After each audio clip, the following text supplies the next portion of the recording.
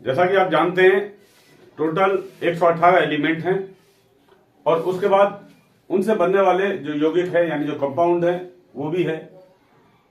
इन सबका आइडेंटिफाई करने के लिए, पहचानने के लिए हमको जरूरत पड़ती है उनके भौतिक गुण देखना, यानी फिजिकल चेंजिंग देखना, उनका फिजिकल कैरेक्टरिस्टिक देखना और उसका रासायनिक गुण देखना, यानी केमिकल कैरेक्टरिस्टिक को देखना।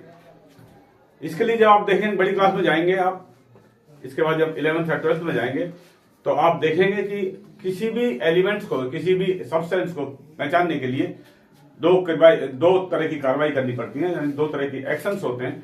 पहला होता है फिजिकल्स और दूसरा केमिकल। जैसे कि आप देखते हैं कि चीनी के अंदर, आप चीनी आपके सामने रखी है और उसको आप देखकर इस तरह से छूकर बता सकते हैं कि ये चीनी है। यदि आटा आपके सामने रखा है तो आप कंफ्यूज हो जाएंगे कि आटा है या मैदा है या सूजी है। सूजी थोड़ा सा अलग होती है, थोड़ा मोटा फल होता है, यानी इस तरह के, या नौसादर है, आप इसमें कंफ्यूज हो जाएंगे। तो इसलिए इनके जो फिजिकल स्टेट है उसको देखना और उसके बाद में केमिकल स्टेट को देखना बहुत जरूरी है, जिससे कि हम आइडेंटिफाई कर सकते हैं कि ये कौन सा सब्सटेंस है। इसमें तो हम देखेंगे कि आज का पीरियड में हम देखते हैं, आज का पीरियड मेरा जो कि केमिकल रिएक्शन एंड एजुकेशन है क्लास 10th का, ये पहला चैप्टर है, इसको हम लेके चल रहे हैं। तो सबसे पहले अभी हम देखेंगे फिजिकल चेंज। फिजिकल चेंज क्या होता है, किसी भी सब्सटेंस का फिजिकल चेंज क्या होता है। तो फिजिकल चेंज के अंदर आप चाहें तो इसका आप स्क्रीनशॉट ले लें। फिजिकल चेंज के अंदर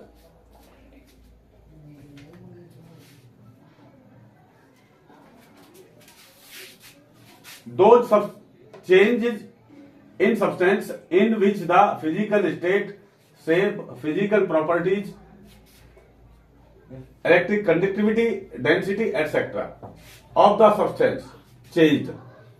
यानी फिजिकल चेंज के अंदर किसी भी सब्सटेंस का जो उसका आकार है, जो उसका शेप है, जो उसका साइज है, उसमें परिवर्तन हो जाता है। उसके अंदर क्या होती है, चेंजिंग आ जाती है, यानी उसकी जो फिजिकल प्रॉपर्टी है उसके अंदर बदलाव आ जाता है। जैसे देखें, but no change in chemical property, लेकिन केमिकल प्रॉपर्टीज के अंदर, केमिकल गुण के अंदर, उसके अंदर कोई चेंज नहीं होता है। Examples, burning of candle.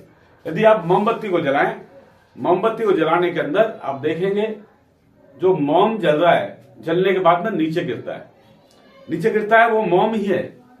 आप देखेंगे वो सेम उसी क्वालिटी का, लेकिन उसका शेप चेंज हो गया। मोमबत्ती जो एक पतली सी बनी हुई थी, एक बेलनाकार यानी जो सिलेंड्रिकल शेप में थी, वो क्या होती है, एक ढेर के रूप में नीचे इकट्ठी हो रही है। उसका शेप चेंज हो गया, उसका आकार चेंज हो गया है, उसकी डेंसिटी चेंज हो जाती है। और लेकिन मोमबत्ती का जलना, जो जल रहा है वो क्या है, एक केमिकल चेंज है। इसी तरह से इसमें क्या होता है, एक शेप चेंज होता है, एक शक्ल चेंज होती है, एक उसका आकार चेंज होता है। तो हम देखते हैं जैसे कि HCl, हाइड्रोक्लोरिक एसिड, ये क्या है, एक लिक्विड शेप में गैस है और इसको हम अभिक्रिया कराते हैं, यानी इसका एक रिएक्शन कराते हैं। किसके साथ में, अमोनिया के साथ। अमोनिया का फॉर्मूला है NH3। इसके साथ में इसकी हम यदि रिएक्शन कराएं, ये क्या है, अमोनिया, ये गैस है। इसके साथ में हम रिएक्शन कराएं तो क्या बनता है, देखें NH3 है, यहां पर एक H और है, तो क्या बनेगा, NH4Cl, यानी एक सॉलिड चीज बन जाएगी, अमोनियम क्लोराइड बन जाएगा। तो इस तरह के इसमें आप देखें, इसमें क्या हो गया, इसमें इसकी अवस्था ही चेंज हो गई, यानी ये गैस थी और इसके बाद में क्या बन गया, एक सॉलिड बन गया। तो ऐसी चेंजिंग होती है। इसके अलावा ये फिजिकल चेंज में हम देखते हैं, एक है फ्रीजिंग। फ्रीजिंग का मतलब होता है, आप देखें फ्रिज के अंदर आप किसी कटोरे में पानी रख दें, डीप फ्रिज के अंदर, डीप फ्रीजर में पानी रखेंगे तो क्या होगा, कुछ घंटे बाद में वो बर्फ बन जाएगा। बर्फ बनने के बाद में आप उसको बाहर निकाल दीजिए, बाहर निकालेंगे तो वो फिर धीरे धीरे बर्फ क्या चेंज हो जाएगी, एक पानी के रूप में चेंज होती जाएगी, यानी वो मल्ट होती जाएगी और एक क्या होगा, फिर पानी बन जाएगा। पानी को आप गर्म करेंगे, गर्म करने के बाद में क्या होगा, एक भाप बन के एक वेपोरेशन होगा और भाप बन के ऊपर उठ जाएगी। और यदि उस भाप को आप इकट्ठा कर लें, किसी तरह से भाप को इकट्ठा करें और उसको ठंडे कम टेम्परेचर करें, तो वो भाप भी क्या होती है, अगेन पानी बन जाता है। तो ये होती है फिजिकल चेंज। तो इस तरह से यदि आप लोहे को गर्म करते हैं, लोहा एक ठोस है, आयरन एक ठोस है, उसको गर्म करेंगे तो वो मेल्ट होगा, क्या होगा, पिघलना शुरू हो जाएगा और धीरे धीरे क्या होगा, पतला हो जाएगा, एक द्रव्य का रूप ले लेगा, यानी एक लिक्विड का रूप ले लेगा। तो ये होता है फिजिकल चेंज। तो आगे देखते हैं हम केमिकल चेंज। केमिकल चेंज क्या होता है? केमिकल चेंज के अंदर हम देखेंगे दो changes in a substance in which the chemical composition and mass of the molecule of a substance change to form one or more new substance। यानी हम यदि दो सब्सटेंस को मिलाएं आपस में और उसमें आपस में उसका क्रिया कराएं, यानी रिएक्शन कराएं, तो क्या होगा, एक नया सब्सटेंस बन जाता है, एक नया चीज बन जाती है। और नया चीज जो बनती है उसको हम क्या बोलते हैं, केमिकल चेंज कहते हैं। क्या कहते हैं? केमिकल चेंज कहते हैं। यानी जब नया चीज, नया सब्सटेंस बन जाएगा, ओल्ड सब्सटेंस से नया सब्सटेंस बन जाता है, तो उसको क्या कहते हैं, केमिकल चेंज कहते हैं। और इसको हम क्या कहते हैं, केमिकल चेंज। और केमिकल चेंज का जैसे मैं उदाहरण यहां पर दे रहा हूं, यहां पर क्या थी, हाइड्रोक्लोरिक एसिड था और उसके बाद में एक अमोनिया गैस थी। तो ये केमिकल एक्शन होने के बाद में क्या बन गया, एक अमोनियम क्लोराइड बन गया, एक नया सब्सटेंस बन गया। तो अभी हम देखेंगे, हाँ, इसमें एक लिखा है मिल्क टू कर्ड, यानी मिल्क का क्या है, दूध में कन्वर्ट होना। और ये एक क्या है, केमिकल चेंज है।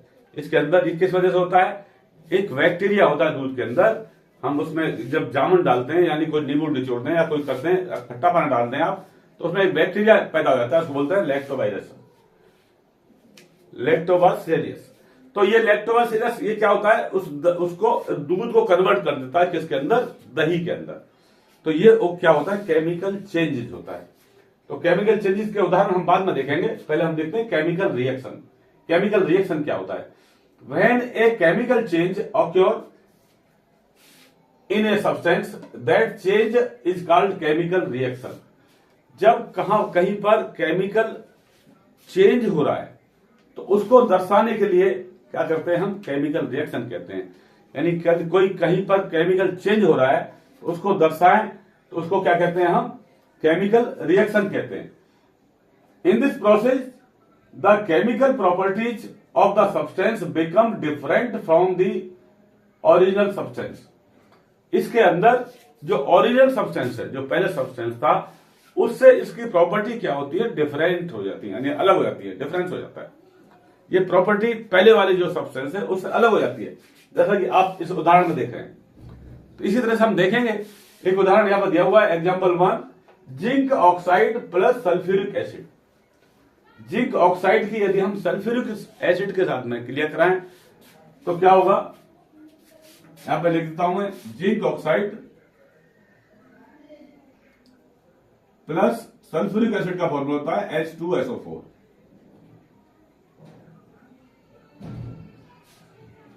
तब क्या मिलता है हमको, जिंक सल्फेट मिलता है और वाटर मिलता है, यानी जिंक सल्फेट बन जाएगा और पानी बन जाएगा।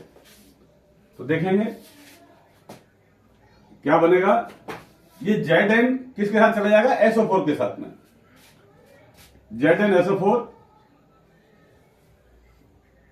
प्लस ये H2 है, ये O बचा हुआ है, क्या बन जाएगा, H2O, यानी पानी। ये पानी बन जाएगा। इसी तरह से नीचे लिखा हुआ है lead nitrate plus potassium iodide. Lead nitrate और पोटेशियम आयोडाइड को यदि हम एक्शन कराते हैं, लेड नाइट्रेट का फॉर्मूला है NO3 का ट्वाइस प्लस पोटेशियम आयोडाइड, इसका हम रिएक्शन कराएं तो क्या मिलेगा हमको?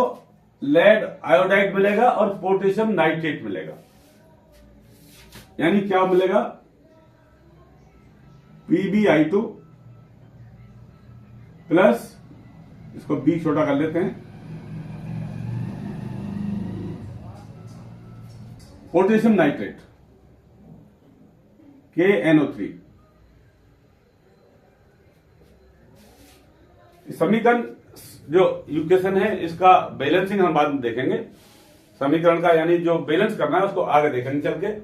यानी इस कंडीशन में आप देख रहे हैं कि ये क्या क्या था, यहां पर पोटेशियम लेड नाइट्रेट था और किसके साथ क्रिया किया था? इसका पोटेशियम आयोडाइड के साथ में।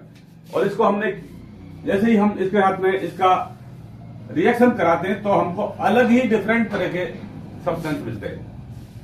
इसमें एक चीज देखने वाली है जो बता रहा हूं मैं, जिसका हम रिएक्शन कराते हैं, जिन सब्सटेंस का हम रिएक्शन कराते हैं उसको हम कहते हैं रिएक्टेंट। इनको हम क्या कहेंगे? रिएक्टेंट।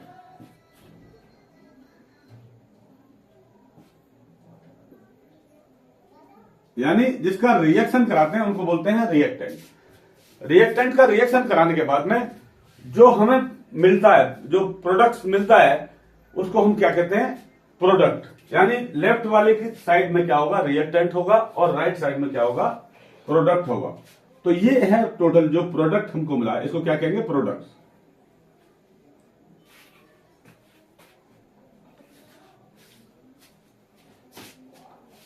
तो आगे चलते हैं हम। Characteristics of chemical reaction. Chemical reaction की कैरेक्टरिस्टिक्स क्या है? क्या क्या इसके अंदर गुण होते हैं, क्या क्या इसकी कैरेक्टरिस्टिक्स हैं, रासायनिक गुण क्या क्या है, क्या क्या इसके अंदर एक्शंस होता है वो देखते हैं। यानी यदि केमिकल रिएक्शन होता है तब क्या क्या होता है उसको देखेंगे हम। तो इसके अंदर आप देखिए पहला जो दिया हुआ है चेंज इन स्टेट, यानी ये इसका स्टेट आकार है जो वो चेंज हो जाता है, इसका साइज चेंज हो जाता है, इसकी डेंसिटी चेंज हो जाती है, इसकी जो इलेक्ट्रिक कंडक्टिविटी वो चेंज हो जाती है। यानी इसके अंदर जो उसके भौतिक गुण थे वो चेंज हो जाते हैं, यानी जो उसकी जो फिजिकल प्रॉपर्टी थी वो क्या होती है? चेंज हो जाती है। लेकिन रासायनिक क्रिया है उसमें क्या फर्क पड़ता है, यानी जो इसकी केमिकल रिएक्शन है उसके अंदर क्या फर्क पड़ता है?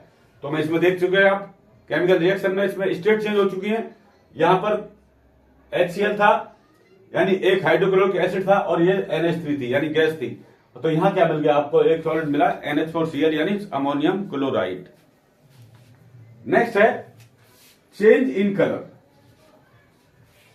जब हम केमिकल रिएक्शन कराते हैं तो इसमें कलर का चेंजिंग हो जाता है। यदि सिट्रिक एसिड है, इसका साथ में हम पोटेशियम परमैंगनेट की क्रिया कराएं, पोटेशियम परमैंगनेट का हम यदि इसके साथ में एक्शन कराते हैं तब इसमें क्या होगा? वैसा जो रिएक्शन होता है एक उत्प्रेरक के साथ में होता है, तो उसके आगे बात है, कोई बात नहीं, आगे देखेंगे। लेकिन इसमें जो क्रिया कराते हैं हम सिट्रिक एसिड की किसके साथ में? K2Cr2O7 के साथ में क्रिया कराते हैं। तो इसके अंदर जो पर्पल कलर होता है K2Cr2O7 का, वो पर्पल कलर क्या होता है? वो डिसअपियर हो जाता है, वो खत्म हो जाता है। नेक्स्ट देखेंगे चेंज इन टेम्परेचर। जब केमिकल रिएक्शन होती है तो उसका टेम्परेचर में चेंज आ जाता है। जो सामान्य टेम्परेचर था उससे टेम्परेचर क्या होता है? बदली हो जाता है। तो देखें produced heat that example quick lime react with water. आप जब क्विक लाइम को वाटर के साथ में रिएक्ट कराएंगे तो क्या होगा? एक टेम्परेचर चेंज हो जाएगा और उसमें क्या निकलती है? गैस निकलती है। और वो गैस जैसे देखते हैं क्विक लाइम क्या होता है? क्विक लाइम होता है आपका चूना, जो घर पे अमूमन चूना करते हैं दीवार के ऊपर, और उसका फॉर्मूला क्या है? Calcium carbonate. और इसका रिएक्शन हमने किसके साथ में किसमें डाला है? इसको पानी के अंदर। तो देख रहे हैं यहां पर कैल्शियम कार्बोनेट को किसके साथ डाला हुआ है? पानी के साथ, पानी में डुबो दिया है। तो इसका क्या बन गया? एक हाइड्रोक्साइड बन गया, कैल्शियम का हाइड्रोक्साइड बन गया। यानी कैल्शियम हाइड्रोक्साइड बन गया। क्या हुआ? CaOH ट्वाइस प्लस यहां पर गैस थी CO3 है, तो और क्या मिलेगा हमको? CO2 गैस मिलेगी, जिसकी वजह से टेम्परेचर क्या हो जाएगा? बढ़ जाएगा। नेक्स्ट देखेंगे गैस लाइबरेशन। गैस लाइबरेशन के अंदर यानी ऐसे हम क्रिया कराएं तो क्या होती है? गैस निकलती है, एक गैस निकलती है रिएक्शन के अंदर। जैसा कि आप देखते हैं, यदि मैं क्रिया कराऊं किसकी? When iron powder react with dilute HCl, hydrogen gas is evolve. यानी यदि लोहे के ऊपर सॉरी, लोहे को आप HCl के साथ में क्रिया कराएं तो क्या होगा? ये देखें आप, लोहा है Fe, इसकी क्रिया कराते हैं आप किसके साथ? HCl के साथ, हाइड्रोक्लोरिक अम्ल के साथ में यदि इसकी क्रिया कराएं तब इसमें Fe, ये Fe कहां जाएगा? Cl को ले जाएगा और प्लस क्या बनेगा? हाइड्रोजन बनेगा। यानी H बच गया, यहां पर हाइड्रोजन आपको मिलेगा।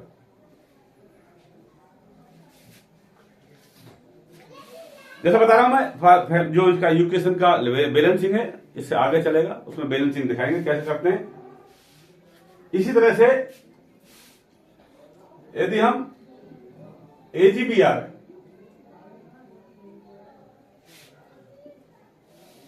सिल्वर ब्रोमाइड, इसको यदि हीट करें, हम इसको यदि गर्म करें, हीट के लिए जो सिंबल है वो ये वाला सिंबल है हीट का।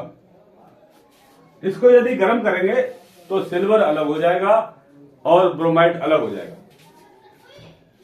Ag क्या होगा? ये अलग हो जाएगा और ब्रोमाइड अलग हो जाएगा। नेक्स्ट देखेंगे फॉर्मेशन ऑफ प्रेसिपिटेट, यानी प्रेसिपिटेट की फॉर्मेशन में आ जाता है। यानी दो ऐसे सब्सटेंस लें जो कि इक्वस है। एक्वस क्या होता है? ये एक्वस क्या होता है? जो पानी में घुलनशील होता है। इसकी 4 स्टेज होती है किसी भी एलिमेंट्स की। पहला होता है सॉलिड, दूसरा liquid, gas and aqueous. Aqueous का मतलब होता है जलीय, यानी ये जल में घुल जाता है।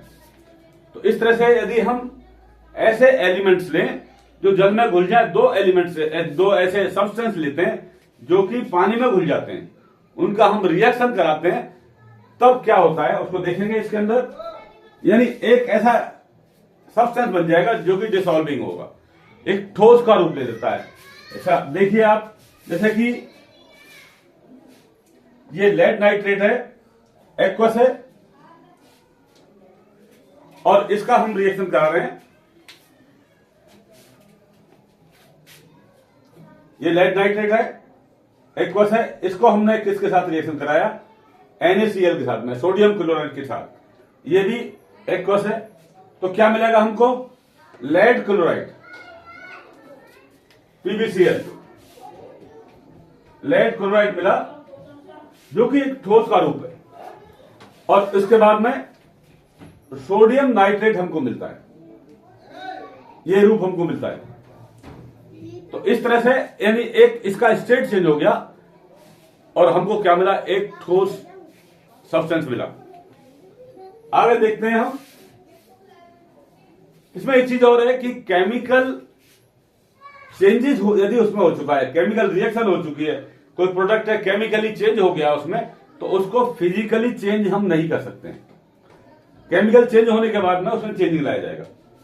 इसके बाद में नेक्स्ट बचता है इसमें चेंज इन एनर्जी। ये सेलों के अंदर होती है चेंज इन एनर्जी।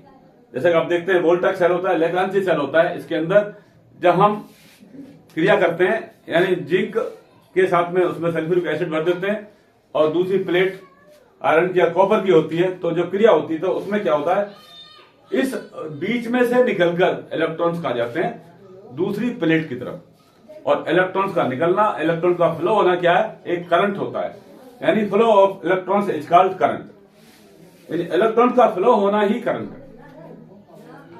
आगे देखेंगे हम, आगे देखते हैं chemical products in daily life. Daily life के अंदर केमिकल प्रोडक्ट्स क्या होते हैं, जो केमिकली रिएक्शंस होती हैं डेली लाइफ में। अब कौन कौन सी देखते हैं उसको हम देखते हैं। पहला है डाइजेस्टिव ऑफ फूड, यानी फूड का डाइजेशन होना। आप जब खाना खाते हैं, खाना खाने के बाद में जब आपका खाना अंदर जाता है स्टोमक के अंदर थोड़ा सा HCl होता है। जो HCl है यानी हाइड्रोक्लोरिक एसिड है, वो क्या करता है, जो आपके खाने के अंदर जो कीड़े मकोड़े आते हैं उनको क्या करता है, वो खत्म कर देता है। अब मुंह के अंदर जब खाना खा रहे हैं तो मुंह के अंदर ही आपके जो लाल ग्रंथि है वो उसको खाने को क्या करते, चिपचिपा कर देती है, और चिपचिपा करने के बाद में ये एक्शन कहां तक जाती है, आपके एलिमेंट्री कैनाल तक। एलिमेंट्री कैनाल से ये सारा नीचे पहुंचता है स्टोमक में, और यहां पर आगे चलकर जो उसका एलिमेंट्री कैनाल है लास्ट तक कई तरह के प्रोटीन्स में चेंजिंग होता है, पेप्टोन में चेंजिंग होता है, पेप्टाइड में चेंजिंग होता है। हालांकि यहां तक कि लास्ट में जो ग्लूकोज है वो किस में कन्वर्ट होता है, कार्बोहाइड्रेट्स में। और हमारे शरीर के लिए, हमारी कोशिकाओं के लिए, हमारे सेल्स के लिए क्या मिलती है, एनर्जी मिलती है। और एनर्जी हर पार्ट के लिए एनर्जी की आवश्यकता है। जैसा मैं बोल रहा हूं तो मेरे लिए भी, मेरे मुंह के लिए एनर्जी चाहिए, मेरे फेफड़ों के लिए एनर्जी चाहिए सांस लेने के लिए। तो ये पहला क्या है, डाइजेस्टिव सिस्टम, यानी डाइजेस्ट फूड का डाइजेस्ट होना। दूसरा है रेस्पिरेटरी सिस्टम, यानी रेस्पिरेशन लेना। जब हम जब सांस लेते हैं तो हम क्या लेते हैं, ऑक्सीजन लेते हैं, ऑक्सीजन इनहेल करते हैं, और बाहर क्या निकालते हैं हम, आउटलेट क्या होता है हमारा, हम कार्बन डाइऑक्साइड छोड़ते हैं, कार्बन डाइऑक्साइड हमारे बाहर निकलती है। नेक्स्ट है रस्टिंग ऑफ आयरन, यानी लोहे के ऊपर जंग लग जाना। ये भी केमिकल एक्शन के कारण होता है, यानी लोहे, इसको हम आगे देखेंगे, लोहे पे जंग लगना ये क्या है, केमिकल रिएक्शन। फॉर्मेशन और कॉर्ड, इसको मैं पहले बता चुका हूं कि दूध से दही का जम जाना क्या है, एक डेली जमाते हैं हम घर में दूध से दही को, तो इसमें क्या होता है, फॉर्मेशन ऑफ कॉर्ड। तो अभी देखते हैं हम केमिकल यूकेशन। हाँ, केमिकल यूकेशन से पहले रह गया कैटलिस्ट। कैटलिस्ट क्या होता है, कैटलिस्ट को बोलते हैं हिंदी में हम उत्प्रेरक। उत्प्रेरक का मतलब होता है कि किसी भी यूकेशन को, किसी भी केमिकल यूकेशन को बढ़ाने या घटाने का काम होता है उत्प्रेरक का। इसके लिए एक मीडियम का काम करता है और अपनी साइड में खड़ा हो जाता है, यानी सिर्फ ये घटाना या बढ़ाना है यूकेशन को, ये काम होता है इसका कैटलिस्ट का। यानी देखते हैं, जैसा कि बता रहा हूं मैं, सपोज यहां पर कोई लेडीज खड़ी है ए, और यहां पर बी लेडीज खड़ी है कोई। तो एक लेडीज आई, उसने ए वाली लेडीज के कान में कुछ फुसफुसाया, कुछ कान में बोल दिया, और उसके बाद गई वो बी वाली के पास में, इसको भी कुछ बोल दिया, इसको बोल दिया, यानी इसने ए वाले से बी वाली की बुराई की, बी वाले से ए वाली लेडीज की बुराई की। अभी क्या होगा, दोनों में बजना शुरू हो जाएगा, लठ बजेगा। पहले गाली गुप्ता होंगी, फिर नौबत आ जाएगी, लठ पर आ जाएगी, यानी डंडे पर नौबत आ जाएगी। तो इस चीज का काम, और आप कहां जाके खड़ी हो गई है, वापस अपनी जगह पहुंच के मजे ले रही है, क्या हो रहा है क्या नहीं हो रहा वो देख रही है। तो ये काम होता है कैटलिस्ट का। तो कैटलिस्ट यानी केमिकल यूकेशन के अंदर किसी भी यूकेशन को बढ़ाना या कम करना, ये काम होता है कैटलिस्ट का। ये सिर्फ एक उत्प्रेरक काम करता है, एक मीडिया काम करता है। तो आगे हम देखते हैं इसके बाद केमिकल यूकेशन। केमिकल यूकेशन क्या होता है, केमिकल यूकेशन जैसा कि लिखा हुआ है, chemical reaction represent by chemical equation use symbols of substance of reactant and products with mention of physical status. जो फिजिकल स्टेट है उसको मेंशन करना है, और जो भी केमिकल रिएक्शन है को हम किससे रिप्रेजेंट करते हैं? केमिकल इक्वेशन से रिप्रेजेंट करते हैं। केमिकल रिएक्शन को हम किससे रिप्रेजेंट करते हैं? केमिकल इक्वेशन से ही रिप्रेजेंट करते हैं। और इसमें हम सिंबल दर्शाते हैं कि ये किस अवस्था में है, किस स्टेट में है। जैसा कि स्टेट देख रहे हैं आप, क्या सॉलिड है, लिक्विड है, गैस है या एक्वस है। इन चीजों को हम देखते हैं। तो देखते, ये एक मैं एग्जांपल दिया हुआ है एमजी क्या है? एक सॉलिड है। इसका हम रिएक्शन करा रहे हैं किसके साथ? ऑक्सीजन के साथ। ऑक्सीजन क्या होती है? एक गैस होती है। तो ये इस तरह से लिखना है, यानी ये लिखना है कि ये क्या है चीज, जो ये सब्सटेंस है, ये क्या चीज है, उसको इसमें मेंशन करना है। तो इसके बाद क्या बनता है? देखें, MgO बनता है, मैग्नीज ऑक्साइड। और मैग्नीज ऑक्साइड क्या है? एक स्टेट है। तो इसमें आप देखिए, ये वाला जो लेफ्ट वाला साइड है, जब केमिकल रिएक्शन करते हैं तो लेफ्ट वाला साइड, क्योंकि इसको हम रिएक्शन कर रहे हैं, तो इस सब्सटेंस को हम क्या बोलते हैं? रिएक्टेंट। जो रिएक्शन करते हैं सब्सटेंस, उनको क्या बोलते हैं? रिएक्टेंट। और रिएक्शन के बाद में जो हमें मिलता है उसको हम बोलते हैं प्रोडक्ट। आई थिंक ये क्लियर होगा आपको। फिर आगे देखते हैं, हम आगे चलते हैं, हम chemical balancing of chemical equation. Chemical equation को कैसे बैलेंस करते हैं उसको देखते हैं हम। केमिकल इक्वेशन को बैलेंस करने के लिए इसमें कई स्टेज दी हुई है। ओवरऑल मैं जो ये चैप्टर ले रहा हूं, ये चैप्टर 1 है। चैप्टर 1 तकरीबन 4 घंटे का होता है, यदि लगातार पढ़ाया जाए तो 4 घंटे का। लेकिन मैंने जो इसमें टेस्ट आने वाली चीजें उनको कवर किया है। जो आपसे पूछा जा सकता है उन सबको रिकवर किया है, और एक शॉर्ट टाइम में आपको ये मैं समझाने की कोशिश कर रहा हूं, और मुझे उम्मीद है कि आपको अच्छी तरह से समझ में आएगा। तो हम देखेंगे बैलेंसिंग ऑफ केमिकल इक्वेशन। कोई एक इक्वेशन है, Fe है, Fe कहते हैं आयरन, और इसकी हम किससे क्रिया करा रहे हैं? पानी के साथ। यानी लोहे को पानी में डाल रहे हैं, तो क्या होगा? जब पानी में लोहा पड़ेगा, ऊपर से हवा भी लग रही है उसको, यानी मॉइस्चर है, और हवा लग रही है, ऑक्सीजन मिल रही है, तो लोहे में क्या होती है? जंग लग जाती है। तो क्या बनता है यहाँ? ये बनेगा Fe3O4 और हाइड्रोजन गैस निकल जाएगी। अब इस कंडीशन देख रहे हैं आप, यहां पर क्या Fe का 3 है, लेकिन यहां Fe का 1 ही है।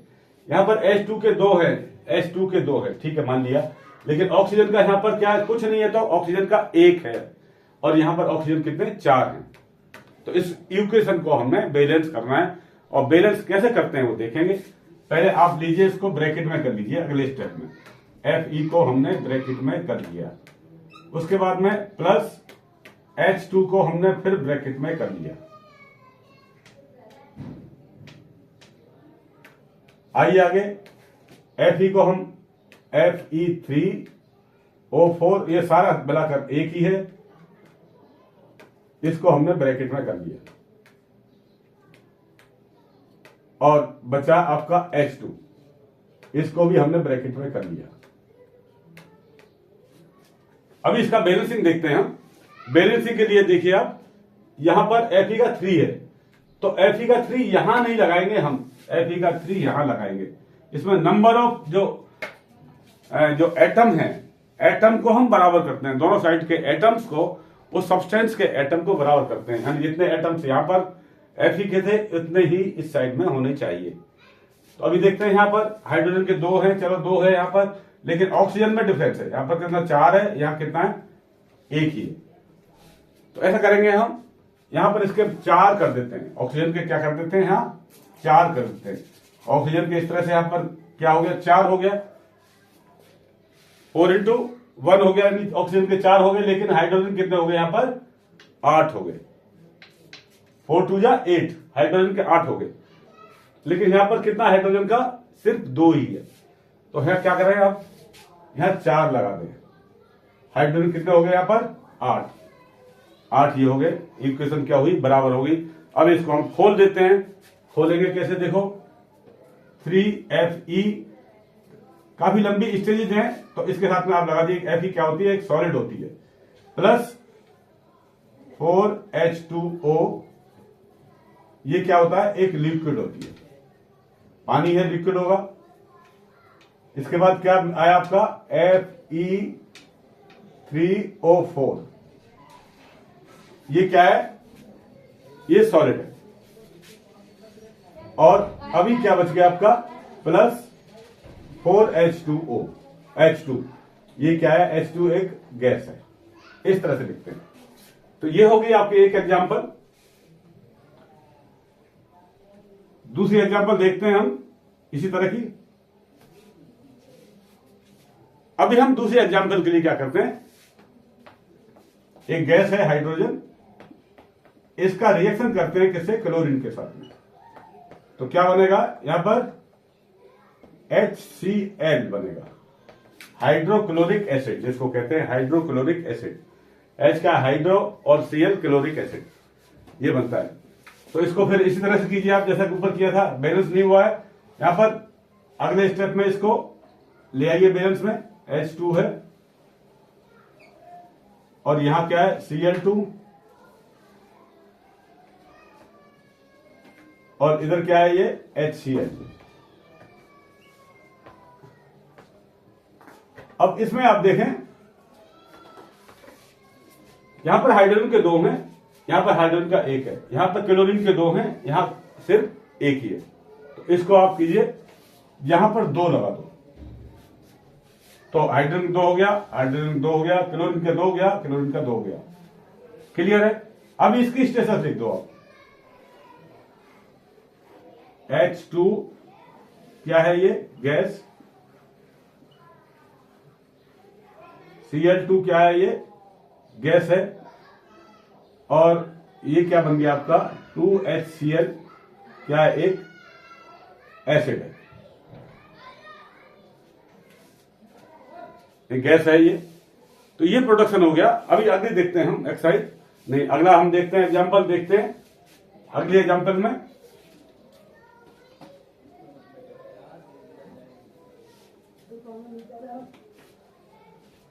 यानी थर्ड देखते हैं हम।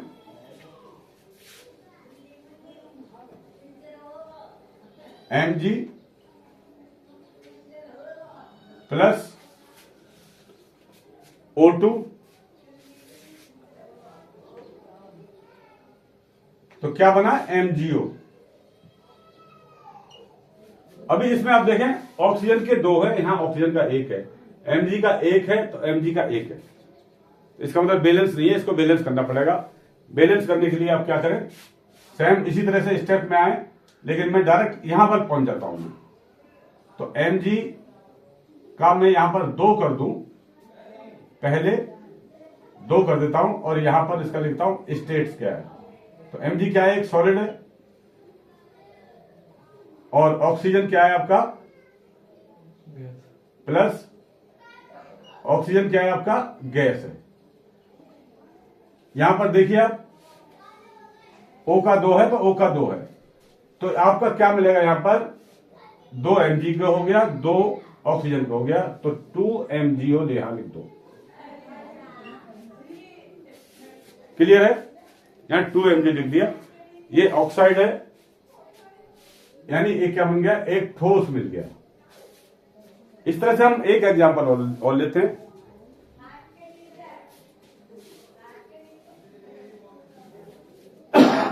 सॉरी, एक एग्जांपल और लेंगे। Fe प्लस ऑक्सीजन,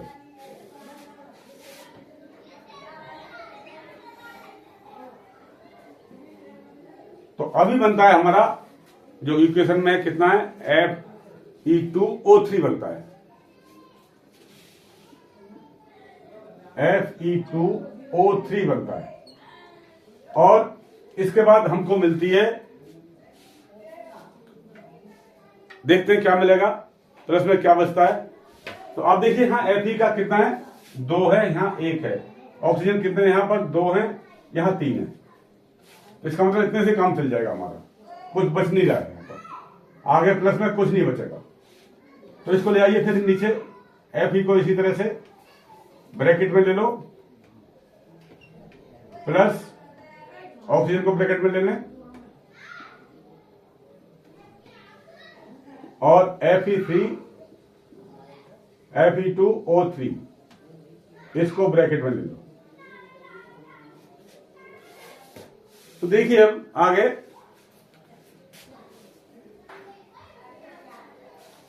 क्या होगा, Fe के हमें 2 करने हैं, तो 2 Fe कर दूं मैं। और Fe क्या है, एक सॉलिड है। Fe क्या है, सॉलिड है। और ऑक्सीजन देखते हैं, ऑक्सीजन का यहां पर 2 है, 2 रंग देता हूं मैं। ये क्या है, गैस है। और यहां पर क्या हुआ, Fe2O3। तो आप देख रहे हैं यहां पर Fe का तो 2 हो गया, Fe का 2 हो गया, ठीक है। लेकिन ऑक्सीजन का यहां पर 2 है, लेकिन यहां क्या है, ऑक्सीजन के 3। इस कंडीशन में आपकी इक्वेशन बराबर नहीं है। तो बराबर नहीं है तो क्या करेंगे, हमें यहां पर कितना चाहिए, इसका 3 चाहिए। 3 से ज्यादा, कम से कम 3 चाहिए। 3 नहीं है तो यहां करता हूं मैं 3 कर देता हूं। तो ये कितना हो गया, 6 हो गया। और यहां मैं 2 कर देता हूं, Fe के 2 कर दूं तो यहां Fe का कितना हो गया, ये 4 हो गया। तो 4 Fe का हो गया, तो मैं यहां पर Fe कर दूं 4। Fe का 4 हो गया, Fe का 4 हो गया। ऑक्सीजन कितना हो गया, 3 2 जा 6 हो गया, 2 3 जा 6 हो गया। इक्वेशन आपकी बराबर हो गई। इस तरह से जो इक्वेशन है उसको क्या करते हैं, हम बैलेंस करते हैं। और ये आपको लगातार बैलेंस करना आगे देखा जाएगा। ऐसे वीडियो मैं बनाता रहूंगा और अगला वीडियो जिसका बैलेंस है वो पार्ट 2 में दिखाऊंगा। यानी इस चैप्टर 1 का पार्ट 2 में इसका बैलेंस को मैं ले लूंगा।